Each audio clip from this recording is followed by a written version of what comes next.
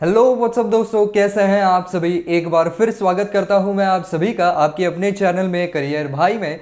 दोस्तों, आज हम बात कर रहे हैं कि बेल्जियम की जो सिटीजनशिप है वो कैसे पाई जाए। अब देखिए, बेल्जियम के लिए जो है वो आपको परमानेंट रेसिडेंट कार्ड्स भी मिलते हैं अलग अलग, और सिटीजनशिप भी मिलती है। तो ऐसा नहीं है कि आपके पास सिटीजनशिप नहीं है तो आपके पास कोई हक नहीं है। बेल्जियम एक ऐसी कंट्री है जहां पर अलग अलग तरीके के रेसिडेंट कार्ड भी है, तो भी वोटिंग जैसे राइट्स भी मिल सकते हैं। तो ऐसा ज़रूरी नहीं है कि सिर्फ सिटीजनशिप ही चाहिए। लेकिन मैं दोनों ही चीज़ें आपको बताने वाला हूँ कि कौन से कार्ड्स मिलते हैं और सिटीजनशिप मिलने के बाद आपको क्या एडिशनल राइट्स मिलते हैं। तो चलिए दोस्तों, शुरू करते हैं। तो दोस्तों, कोई भी ईयू मेंबर या ईईए मेंबर, ईयू यानी कि यूरोपियन यूनियन और ईईए यानी कि यूरोपियन इकोनॉमिक एरिया, इनमें से कोई भी सिटीजन अगर बेल्जियम के अंदर रह रहा है और 5 साल तक रहा है तो उसको ऑटोमेटिकली वहाँ का रेसिडेंट कार्ड मिल जाता है। लेकिन अगर कोई नॉन ईयू मेंबर कंट्री का आदमी है, जैसे कि इंडिया, वो अगर वहाँ पर जाता है तो उसको भी 5 साल वहाँ पर रहने के बाद ये कार्ड मिल सकता है। लेकिन वो 5 साल जो है वो आपको वर्क परमिट के ऊपर ही निकालने पड़ेंगे। आपको वहाँ पर एक स्टेबल जॉब ढूंढना पड़ेगा। तो वर्क परमिट के बारे में मैंने अपने एक अलग वीडियो में ज़रूर बताया है कि वर्क परमिट वहाँ पर कितने सालों के लिए मिलते हैं, कैसे मिलते हैं। तो वो वीडियो अगर आपने नहीं देखा है तो वो भी आप जा करके देख सकते हैं। मैंने आई बटन में लिंक दे दी है या नीचे डिस्क्रिप्शन में वो लिंक आ जाएगी। तो वहाँ पर जाकर के आप देख सकते हैं कि वर्क परमिट कैसे मिलते हैं और कितने टाइम के लिए उसको आप एक्सटेंड कर सकते हैं। तो बात ये चल रही थी कि 5 साल वहाँ पर रहने के बाद वहाँ का जो लोकल म्यूनिसिपैलिटी है वहाँ पर जाकर के नॉन ईयू मेंबर्स को एप्लीकेशन देना पड़ता है, और उसके बाद वो लोग ये तय करते हैं कि कौन से रेसिडेंट कार्ड के लिए आप वहाँ पर एलिजिबल है। तो रेसिडेंट कार्ड भी अलग अलग टाइप के आते हैं, जिसके बारे में हम आगे ज़रूर चर्चा करेंगे। बात करें अगर ईयू मेंबर या ब्लू कार्ड होल्डर की, तो आप अगर किसी भी ईयू मेंबर कंट्री में रहे हैं, मान लीजिए आपको बेल्जियम में जाकर के रहना है, लेकिन ईयू कंट्री, मान लीजिए आप जर्मनी में रहे हैं और 5 साल वहाँ पर रहे हैं, तो वो पीरियड जो है वो 5 साल का यहाँ भी काउंट होता है। तो अलग से बेल्जियम में 5 साल तक रहने की ज़रूरत नहीं है, आप डायरेक्टली अप्लाई कर सकते हैं। क्योंकि कई ऐसी ईयू कंट्रीज़ हैं, यूरोपियन यूनियन की कंट्रीज़ हैं, जिनके अंदर आपने एक बार परमानेंट रेसिडेंट कार्ड ले लिया या तो आपने सिटीजनशिप ले ली तो आप पूरे ईयू के सिटीजन बन जाते हैं या मेंबर बन जाते हैं। तो पूरे यूरोपियन यूनियन के जितने भी देश हैं आप वहाँ पर जा सकते हैं और वहाँ पर रह भी सकते हैं, काम भी कर सकते हैं, और अलग अलग कंट्रीज़ में जाकर के आप वहाँ पर अप्लाई भी कर सकते हैं। क्योंकि ईयू के अंदर किसी भी कंट्री में आप रहेंगे तो वो ईयर्स काउंट होने वाले हैं। अब बात करें ये 5 साल का जो रूल है, तो ये 5 साल का रूल यानी कि कंटिन्यूस 5 साल आपको वहाँ पर रहना पड़ेगा। यानी कि बेल्जियम को आप एक साथ अगर आप कहीं ट्रैवल कर रहे हैं तो बेल्जियम से 6 महीने से ज़्यादा आप बाहर नहीं रह सकते हैं। और अगर इन टोटल देखा जाए तो 5 सालों में से इतने दिन कुल मिलाकर के हो जाते हैं कि 1 साल तक आपको इसमें ढिलाई मिल सकती है। लेकिन बचे हुए 4 साल जो है वो आपको पूरा कंटिन्यूस आप वहाँ पर रहे हैं इसका प्रूफ भी देना पड़ेगा। बात करें अगर यहाँ पर हम सिटीजनशिप की, तो टिपिकली 5 से 10 साल रहने के बाद यहाँ पर जो है वो नॉन ईयू मेंबर्स बेल्जियम की सिटीजनशिप पा सकते हैं। लेकिन रिसेंटली उनके जो नॉर्म्स है वो काफ़ी ज़्यादा सख्त हो चुके हैं, तो उसकी वजह से यहाँ पर बहुत कम एप्लीकेशन जो है वो एक्चुअल सिटीजनशिप के लिए एक्सेप्ट की जाती हैं। अब बात करते हैं कि कौन से तरीके के परमानेंट रेसिडेंटशिप आपको मिलते हैं। तो यहाँ पर है permanent resident type B, permanent resident card type C, type D, type E plus और टाइप एफ प्लस। तो ये जो टाइप ई प्लस और एफ प्लस है वो केवल ईयू मेंबर्स को और ब्लू कार्ड होल्डर्स को ही मिलता है। बाकी जो नॉन ईयू मेंबर्स है और नॉन ब्लू कार्ड होल्डर्स हैं उनको केवल बी, सी या डी कैटेगरी का जो रेसिडेंटशिप है वो मिल सकती है। अब इसके जो राइट्स हैं वो लगभग सेम ही होते हैं, भले ही आपके पास बी लेवल की है, सी लेवल की है, डी लेवल की है, एफ प्लस है, या हम कहें कि और कोई ई प्लस है। तो इसके अंदर राइट्स जो मिलते हैं वो लगभग सेम मिलते हैं, लेकिन जो पीरियड आप उस कंट्री के बाहर गुजार सकते हैं उसमें तब्दीली ज़रूर आती है।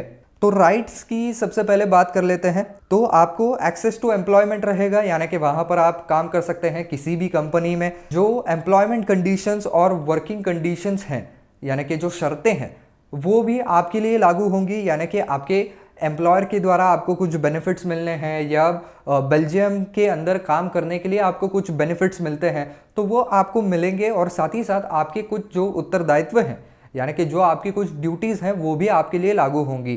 तो राइट टू एजुकेशन आपको मिलेगा, यानी कि वहाँ पर आप आपके बच्चों को पढ़ा सकते हैं, खुद भी पढ़ सकते हैं। रिकॉग्निशन ऑफ क्वालिफिकेशंस भी आपको मिलेगा, यानी कि अलग अलग देशों में जो है, ईयू कंट्रीज़ में आपने अगर बेल्जियम से पढ़ाई की हुई है तो वो देश बेल्जियम की यूनिवर्सिटीज़ को रिकॉग्नाइज ज़रूर करेंगे। और दूसरी बात यह है कि अगर कोई ग्रांट के लिए आप एलिजिबल हैं तो वो ग्रांट भी आपको मिल जाएगी। इसी के साथ साथ सोशल वेलफेयर बेनिफिट्स जो हैं वो भी आपको मिलेंगे। साथ ही साथ सोशल असिस्टेंस जो दी जाती है गवर्नमेंट की तरफ से, वो भी आपको मिल सकती है, उसके लिए भी आप एंटाइटल्ड हैं। Freedom of association and union membership, तो अलग अलग जो संगठनाएं होती हैं उनका मेंबरशिप आपको मिल सकता है, आप उनके जो है वो मेंबर बन सकते हैं, कोई उसमें प्रॉब्लम नहीं आएगा। तो अब इसमें फ़र्क क्या आता है आपकी सिटीज़नशिप और परमानेंट रेसिडेंट में। तो सिटीज़नशिप अगर आप पाते हैं तो आप जितना चाहे बेल्जियम के बाहर रह सकते हैं, 6 महीने, 8 महीने, 1 साल, 2 साल, 4 साल, जितना भी चाहिए। लेकिन अगर आप परमानेंट रेसिडेंट कार्ड के ऊपर हैं, फिर वो परमानेंट रेसिडेंट कार्ड कोई भी होने दीजिए, उसके ऊपर अगर आप हैं तो आप बेल्जियम के बाहर जो है वो 1 से 2 साल से ज़्यादा नहीं रह सकते हैं, आपको बेल्जियम वापस लौटना पड़ेगा। यदि आप ऐसा नहीं करते हैं तो आपका जो परमानेंट रेसिडेंटशिप है वो रिवोक हो जाता है, यानी कि कैंसिल हो जाता है, तो आपको फिर से अप्लाई करना पड़ता है।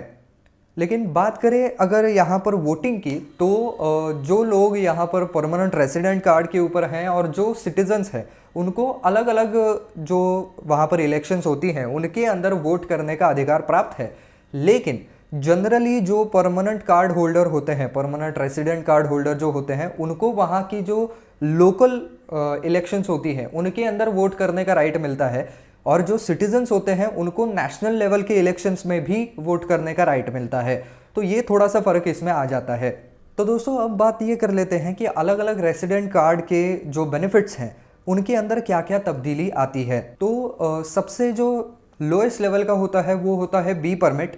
तो बी परमिट के अंदर जो है आपको वहाँ पर रहने और काम करने का पूरा हक मिलता है, और ये भी आपको तब मिलता है जब आप 5 साल तक कंटिन्यूसली बेल्जियम के अंदर रहे हैं। तो बी परमिट के ऊपर अगर आप हैं तो आप 1 साल तक बेल्जियम को छोड़ करके किसी और कंट्री में रह सकते हैं, और 1 साल के भीतर आपकी जो परमानेंट रेसिडेंटशिप है वो रिवोक नहीं होगी, लेकिन 1 साल के बाद वापस आना पड़ेगा। टाइप सी की बात करूं तो जैसे ही आपको टाइप बी मिल जाएगा उसके कुछ साल बाद आप टाइप सी के लिए अप्लाई कर सकते हैं, और इसमें आपको राइट टू एस्टैब्लिशमेंट भी मिल जाता है, यानी कि आप आपका खुद का बिजनेस भी वहाँ पर शुरू कर सकते हैं, उसको बड़ा कर सकते हैं। और दूसरी बात यह है कि आप अपने आप को फॉरेन रजिस्ट्री से सिविल रजिस्ट्री में ला सकते हैं। तो इसके कुछ अपने फ़ायदे हैं, कुछ सोशल वेलफेयर असिस्टेंस आपको इसमें मिल जाता है। इसके बाद आप अगर बहुत लंबे समय तक रहते हैं, क्योंकि सबसे पहले आपके पास बी टाइप का होगा, फिर आप सी टाइप पे जाएंगे और उसके बाद आप डी टाइप के लिए अप्लाई कर सकते हैं। ये एक लॉन्ग टर्म रेसिडेंट परमिट होता है, फॉर इनडेफिनेट टाइम आप कह सकते हैं।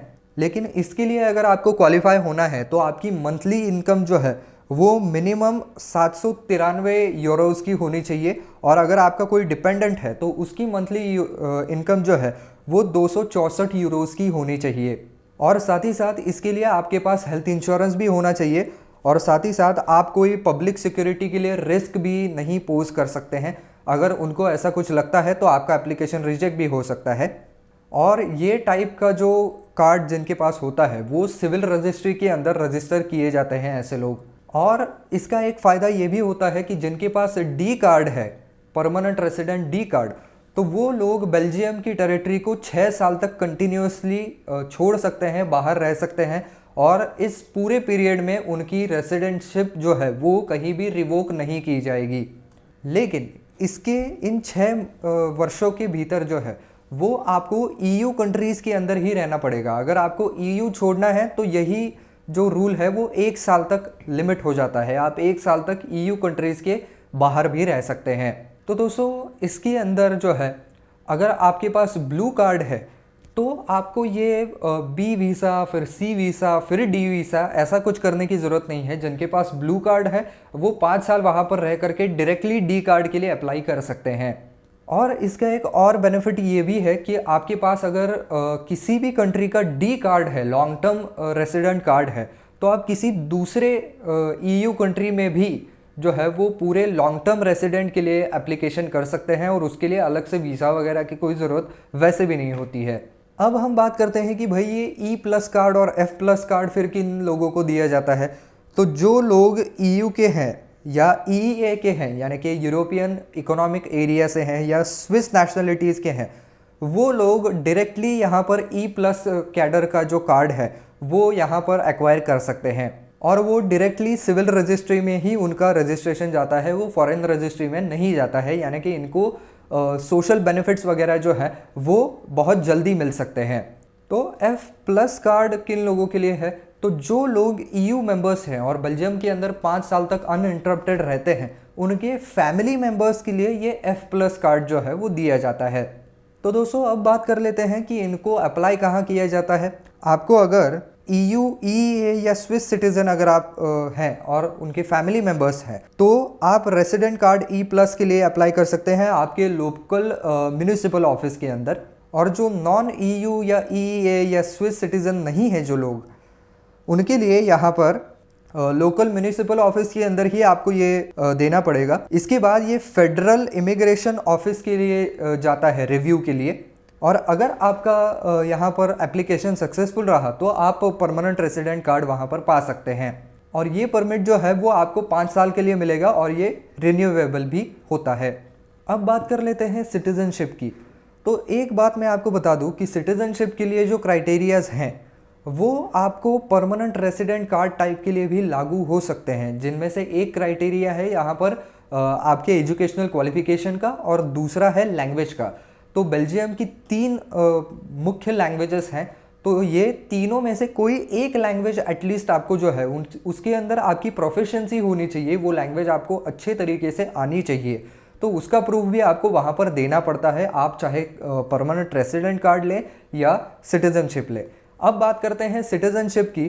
तो यहाँ पर आपको कंटिन्यूसली 5 साल से लेकर के 10 साल तक यहाँ पर रहना पड़ेगा। अगर आपके पास अलग अलग कार्ड्स हैं तो आप उन्हीं कार्ड्स के ऊपर 5 साल 10 साल गुजार देते हैं और उसके बाद आप सिटीजनशिप के लिए अप्लाई वैसे भी कर सकते हैं। तो ये 5 साल से 10 साल मैं क्यों कह रहा हूँ, क्योंकि ये केस टू केस वहाँ पर डिफ़र करता है। उन्होंने सभी के लिए एक ही प्रोसेस ऐसा नहीं लगाया गया है, वहाँ पर हर एक केस को इंडिविजुअली वहाँ पर देखा जाता है और उसके हिसाब से आपको जो कागजात लगने वाले हैं उनके अंदर भी तब्दीली आती है। आप अगर हाईली स्किल्ड वर्कर हैं तो अलग तरीके के कागजात लगेंगे, आप अगर डिपेंडेंट फैमिली मेम्बर हैं तो अलग तरीके के कागजात लगेंगे। तो इसकी वजह से जो कागजात हैं वो आपको पर्सनली ही जब आप जाएंगे तभी आपको बताया जाएगा और उसके हिसाब से आपको वो कागजात वहाँ पर पेश करने पड़ेंगे। लेकिन एक जनरल कंडीशंस की बात करूँ तो यहाँ पर लैंग्वेज की कंडीशन तो है ही, साथ ही साथ यहाँ पर एजुकेशन के क्वालिफिकेशन के डॉक्यूमेंट्स भी आपको देने पड़ेंगे। साथ ही साथ आप इकोनॉमिकली और सोशली इंटीग्रेटेड हैं ये भी यहाँ पर दिखाना पड़ेगा। आप सारे सोशल नॉर्म्स को वहाँ के फॉलो कर रहे हैं, इकोनॉमिकली आप इंडिपेंडेंट है, आपके ऊपर कोई भी क्रिमिनल रिकॉर्ड नहीं है, ये सारी चीज़ें जो है वो वहाँ पर ज़रूर चेक की जाएगी। और ये भी देखा जाएगा कि आपने बेल्जियम के अंदर कम से कम 5 साल तक काम किया या नहीं किया है, ये ज़रूर देखा जाएगा। और इवन अगर आप मैरिज के बाद जा रहे हैं तो भी ये मैरिज जो है आपका वो कम से कम 3 साल तक चलना चाहिए। आपको 3 नेशनल लैंग्वेज में से कोई एक नेशनल लैंग्वेज जो है वो प्रोफिशिएंसी लेवल तक की आनी चाहिए और उसके बाद ही आप अप्लाई कर सकते हैं। इसके लिए एप्लीकेशन अगर करना है तो आपको बेल्जियम टाउन हॉल में आपका एप्लीकेशन सबमिट करना पड़ेगा, वहाँ से प्रोसेस शुरू करनी पड़ेगी। और कौन से डॉक्यूमेंट्स आपको सबमिट करने हैं इसके बारे में आपकी जो लोकल म्यूनिसिपैलिटी है वो आपको जो है वो इसके बारे में इंफॉर्मेशन देगी, उसके हिसाब से आपको वहाँ पर डॉक्यूमेंट्स और एप्लीकेशन देना पड़ेगा। जैसे ही आपका सबमिशन हो जाए तो फाइल के ऊपर डिसीजन आने के लिए 4 महीने का समय लगता है और कुछ केसेस में ज़्यादा समय भी इसमें लग सकता है फाइल के ऊपर डिसीजन आने में। तो एक चीज़ और आपको बता दूं कि जो आप डॉक्यूमेंट्स दे रहे हैं वो सारे बेल्जियम की 3 नेशनल लैंग्वेज में ट्रांसलेटेड होने चाहिए। तो बेल्जियम की 3 नेशनल लैंग्वेजेस भी लगे हाथ आपको बता ही देता हूँ। पहली लैंग्वेज उनकी है डच, दूसरी है फ्रेंच और तीसरी है जर्मन। तो डच, फ्रेंच, जर्मन इन 3 लैंग्वेजेस में आपकी जो भी कोई डॉक्यूमेंट्स हैं वो ट्रांसलेटेड होने चाहिए, जिससे कि वहाँ के ऑफिशियल्स को पता चल सके कि एक्चुअली डॉक्यूमेंट्स के ऊपर क्या लिखा गया है। तो ये भी चीज़ वहाँ पर ज़रूर मैटर करती है। तो दोस्तों ये है लेखा जोखा अगर आपको बेल्जियम की सिटीजनशिप वहाँ पर पानी है। तो बस दोस्तों आज के वीडियो में बस इतना ही। आई होप ये वीडियो आपको पसंद आया होगा, काम का लगा होगा। तो दोस्तों अगर वीडियो आपको पसंद आया है तो वीडियो को लाइक करना बिल्कुल ना भूलें और साथ ही साथ वीडियो को ज़्यादा से ज़्यादा शेयर भी ज़रूर कर दें।